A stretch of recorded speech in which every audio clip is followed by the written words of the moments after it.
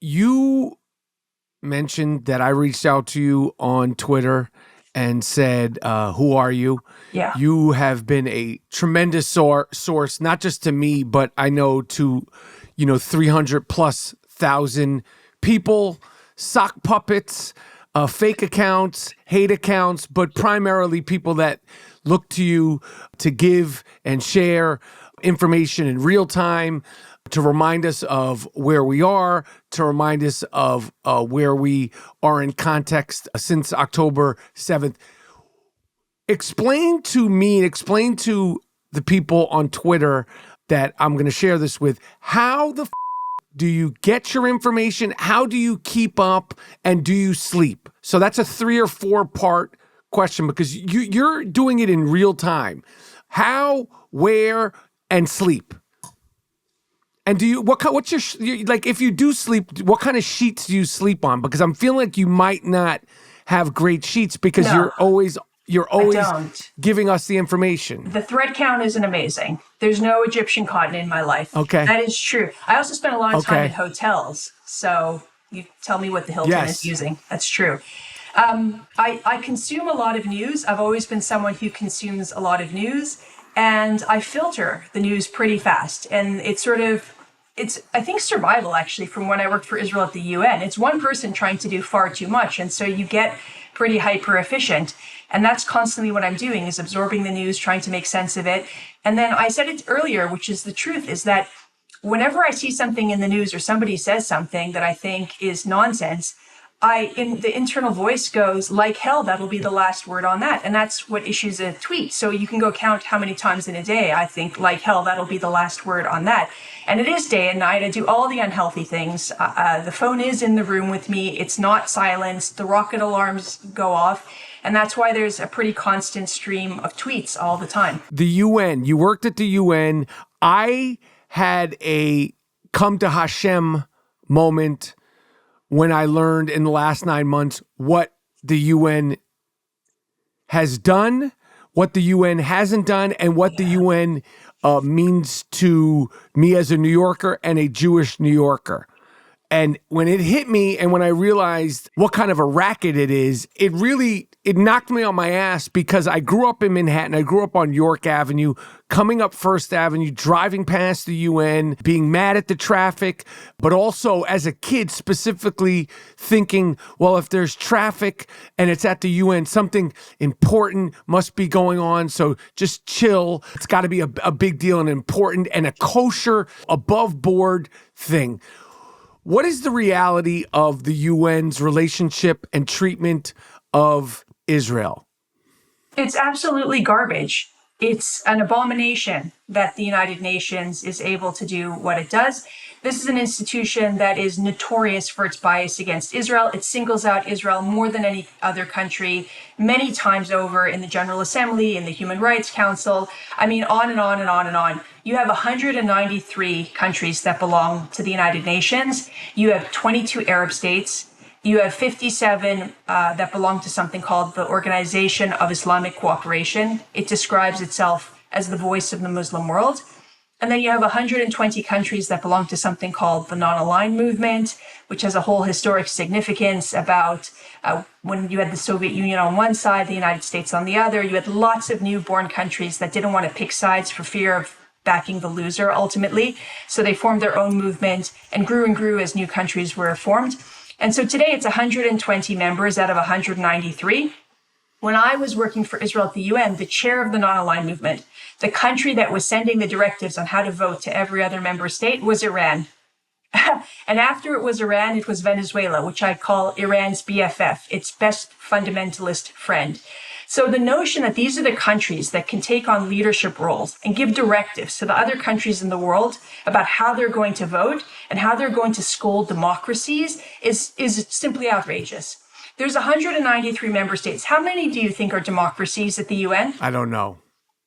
The answer is 87. So it's 45%. You have dictatorships and authoritarian states that are running rampant. They are utilizing the democratic tools of the United Nations in order to order the rest of us around. The notion that Iran can sit as chair of the disarmament unit while it's sitting trying to build a nuclear bomb to wipe out half of the Middle East, it's simply outrageous. And I think the other question that I'm not sure if you're going to ask me, so I'll ask it of myself. People always say to me, well, why does Israel participate? No country has to belong to the United Nations. It's not obligatory. And more than that, you have to pay dues to be a member in good standing, to be able to vote and participate in the UN. So Israel pays to endure the absolutely abhorrent treatment that it gets at the UN. And that was never a question that we asked inside of the delegation, because there should not be a moment of doubt in anybody's mind that Israel has every right to participate in and contribute to global affairs. It's the most important thing I'm going to say all day, so I'm going to say it again. Israel has, the Jewish people have, every right to participate in and contribute to equally to global affairs, to their communities, to their societies, and their countries. And we're not going to accept for 1 second anything less than that. As you can see, full of indignation. When you were there, obviously you were aware of this. Obviously, the people that were representing and working on behalf of Israel were aware of this, correct? Of course. Absolutely. And did you feel like almost like an outcast working there? Like, did you feel like, why are we here? Like, or we're climbing up a hill, everybody hates us. Like, what the fuck are we doing here kind of attitude?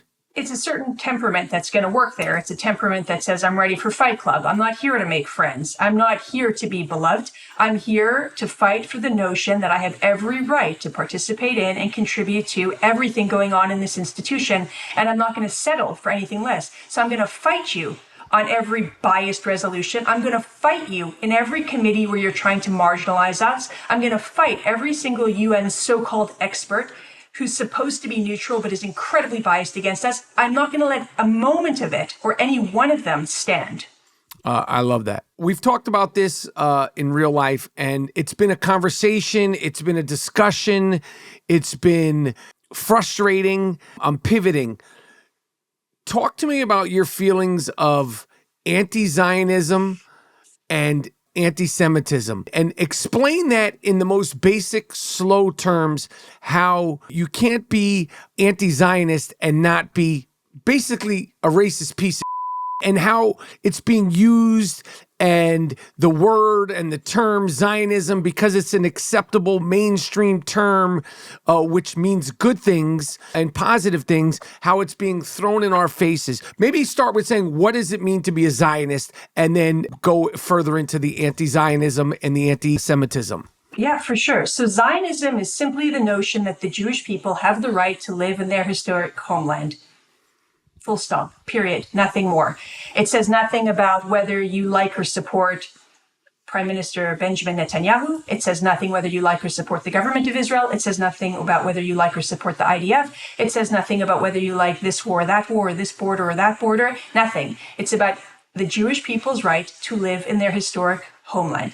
It says nothing about whether you're also a feminist, a humanist, a climatist, whatever you can be. You can be all these things and also be a Zionist. You can support a Palestinian state and also be a Zionist. There's nothing that contradicts about these two things. Anti-Zionists are essentially telling us that the Jewish people have no right to a state of their own. We are not having an academic conversation anymore. We haven't been having an academic conversation for 9.5 months, and really for longer than that. You just need to look at what is happening in the world. Anti-Zionists are telling us that we should go back to a time and a place where the Jewish people do not have sovereignty and do not have the ability to defend themselves. We got a first-hand look at what that looks like on October 7th. If this notion of from the river to the sea, which again, I'm going to assume most people don't know what that means. They're just chanting it. It's just rhetoric at this point. But they're talking about from the river, the Jordan River, to the sea, the Mediterranean Sea, that all of that should be Palestine. Well, then where is Israel? That was the mission of Hamas on October 7th. That is the whole reason that Hamas exists, that the Palestinians should own all the land between the river and the sea. Well, then what happens to the Jews? What happens to the Jews is what happened on October 7th. And that's a small glimpse into what would happen. Right now, half the world's Jewish population lives in Israel. When Israel turns 100 in 24 years, 2/3 of the world's Jews are going to live in Israel. That's the estimates. And what anti-Zionists are telling us is to go back to a time and place in history where we live at the mercy of other peoples and other nations. Well, a look at history and a look at the dynamics of the Middle East. Hamas, Hezbollah, Houthis just managed to successfully launch a drone that struck Tel Aviv and murdered a man. Iran, that openly vows for Israel's death. The open reality, there is nobody hiding their intention in these terrorist organizations. They are telling us very clearly about their intention to eliminate Israel and murder all Jews. And anti-Zionists are telling us, roll over and accept your fate. What is keeping you up the most about Israel's future right now, currently? There's been so much heartbreak and so much that's been horrific about the past 9.5 months. But the other thing that we've gotten to see, I'm somebody that spends a lot of time doing research and analysis and understanding what do people think about this and what do people think about that. And we spend a lot of time trying to do these analysis on paper. But in the last 9.5 months, I've gotten to see, and the world has gotten to see, the firsthand character of Israelis and the Jewish people. I'm talking about the people here. I'm talking about people who on October 7th, the moment they understood the magnitude of the attack and that Hamas was preying on the weakest and most vulnerable members of our society, they drove south, with or without an army uniform, with or without a weapon. They drove into the fire, into the line of fire to save as many lives. And there's unbelievable stories of heroism, unbelievable stories of people who've lost their lives. We haven't even begun to unearth what happened on that day. And then we saw the Israeli society rise to the moment. We saw that you had survivors, you had hundreds of thousands of evacuees, both from the south, but also from the north. People from the north haven't been able to live in their homes since October 7th. And you saw that the government is struggling to manage, and it's struggling because it needs to focus on the army and the war. And Israeli civil society came and rose up, and they took care of every single need of these survivors and evacuees and families who had to send members to the army, young families where both parents had to be deployed, taking care of kids and pickup and grandparents and all the various needs that people have in their lives. The Israeli people came to help one another. And then you saw Jewish people around the world also rise up. They sent a lot of donations, a lot of money was raised, but also sending equipment and supplies and love and support and solidarity visits and so forth. And what we've seen in the last almost 10 months is this character of who we are and how we stand together and look after one another. Israel and the Jewish people deserve the very best leadership, the very best representation. And the heartbreak for me is that they don't have it in this moment. We need leaders who are going to take responsibility for the failings. We need leaders who are going to be honest about the changes that need to be made. We need leaders who are committed to the security of Israel, to the well-being of our soldiers, to returning home all of the hostages as quickly as possible. And that's what I want to see happen. Me and you spent time in Israel seeing, talking, seeing things that give a second to contemplate them as I am now. They make my heart, race fast or even sometimes it feels like skip a beat. It's hard to answer specifically one thing, but what are a couple of the things in your trips to Israel post October 7th that you've seen that you'd want to share that have been the most impactful, most heartbreaking, and most inspiring? You just kind of said it, but things that you've seen yourself and people that you've spoken to yourself, demoralizing and the most inspiring. So I've been to Israel 7 times since October 7th. It'll be my 8th time in September. And a lot of moments stand out in my mind. Actually, one was with you when we went to one of the kibbutzim and we saw the home of the Simantov family, which is a young couple with 3 young children. And there's the sister of the husband of the family walked us into this house, which was black with soot. Everything was burnt. And she showed us the safe room door and showed us where the terrorist had shot at the door trying to get in. And behind that door is cowering her brother's wife, and their 3 really young children. And smoke is filling up the house. And the parents were shot. And then ultimately, they couldn't get any security team to them or an emergency response to them. And they ended up with the entire family. And this woman that's showing us what happened and talking about it. And we went next door and we saw a very similar story from the neighbors. And this family happened to survive, but they showed us this little room where they were sitting there almost suffocating to death, choking on the smoke. And as we walked out, one of the women was showing me a photograph. Her parents had been murdered on October 7th, and she was showing me a photograph of the grave. And I burst into tears and I was crying. And this poor woman who's lost more than I can comprehend is trying to comfort me. And so it doesn't feel great, but that moment stands out for me. I also remember we went to the Nova site together, meeting with one of the Zaka workers who has seen things in his lifetime that no human should have to see, never mind experience. And it's so evident that his soul has really been broken and that he'll never really be the same again. And right there also we met Moran, who had been taken hostage on October 7th and was actually released in one of the November deals as well. And just listening to her story. But when you think about it, you had 1,200 people murdered on October 7th. You had 253 people taken hostage. You have countless, as I said, stories of heroism of the people who went south. There are so many stories that need to be told. And I think one of the things that stands out in my mind is that what Hamas was trying to do on October 7th was reduce us to ash. They literally burned people alive. They wanted to eliminate us as a people, eliminate us as a human, eliminate us as an individual.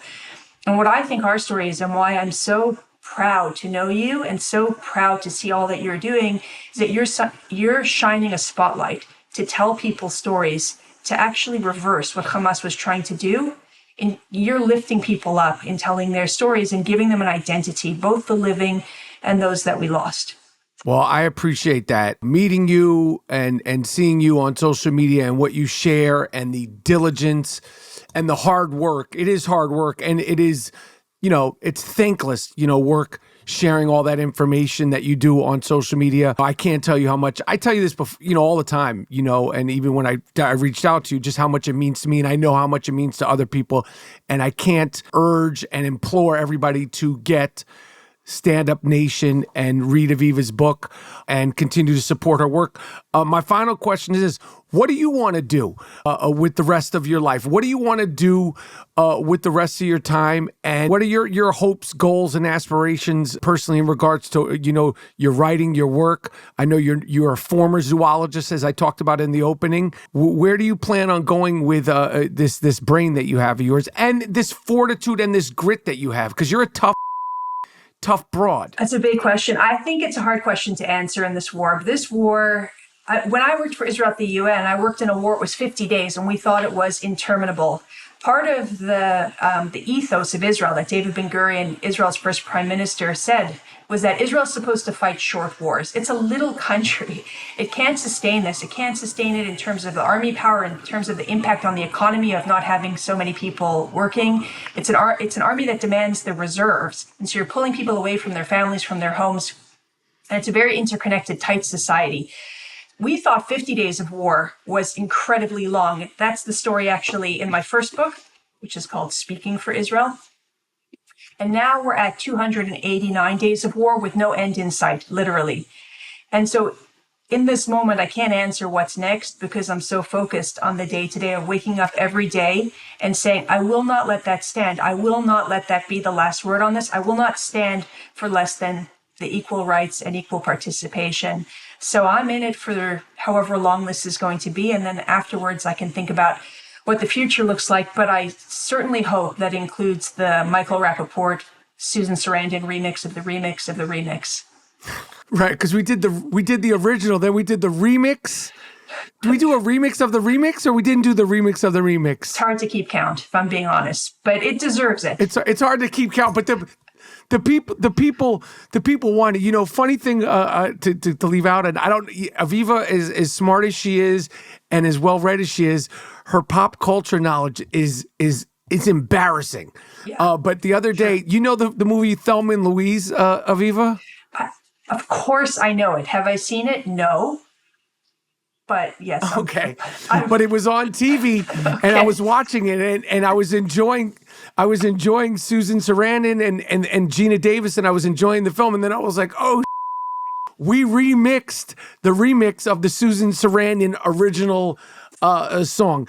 Anyway, again, I can't urge people enough to get Stand Up Nation, which is available wherever you get books, Amazon, this, that, and the third place. And to follow Aviva at Aviva Klompas. It'll be in the show notes. It's at the beginning. It's at the end. And I appreciate you coming on the I Am Rapaport Stereo Podcast. I appreciate your work, and I appreciate your friendship, and I appreciate your fierce Jewish Zionism, Aviva. It has inspired me, and I know it has inspired a lot of other people, I'm sure.